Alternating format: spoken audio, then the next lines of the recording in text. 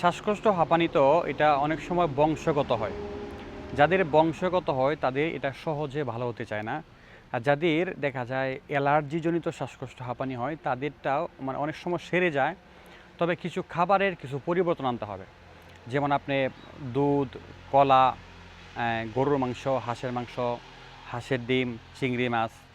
বিশেষ করে একটা প্রোডাক্ট তো একটা জিনিস তো খুবই সেনসিটিভ, সেটা হলো সোপ, সাবান।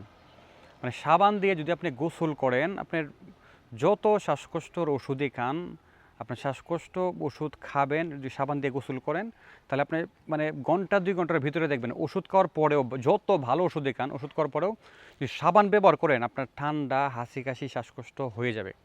এই জন্য যাদের শ্বাসকষ্ট, যে খাবারগুলো বলেছি এগুলো একটু অ্যাভয়েড করে চলার চেষ্টা করবেন, তাহলে শ্বাসকষ্ট থেকে আপনি অনেকটা নিরাময় পাবেন। আপনি ওষুধ মানে সেবন করেন বা না করেন আপনার ব্যক্তিগত ব্যাপার। তবে সাময়িকভাবে আপনি শ্বাসকষ্ট যাদের আছে, একেবারে শ্বাসকষ্ট মানে অতিরিক্ত হয়ে যায়, তারা সবসময় আবহাওয়া কোলাহলমুক্ত পরিবেশ থাকার চেষ্টা করবেন। আর ধূমপানে যদি অভ্যস্ত, পান বিড়ি অভ্যস্ত থাকে, তাহলে এটা যতটুকু সম্ভব অ্যাভয়েড করার চেষ্টা করবেন, কারণ ধূমপানের মাধ্যমে শ্বাসকষ্ট অনেকটা বেড়ে যায়। আর আমাদের এই শিফা দওয়াখানাতে আপনি জানেন একটা এজমাক্লের প্রোডাক্ট আছে। কত হাজার হাজার রুগীকে দিয়েছি, কত মানুষকে দিয়েছি, আলহামদুলিল্লাহ।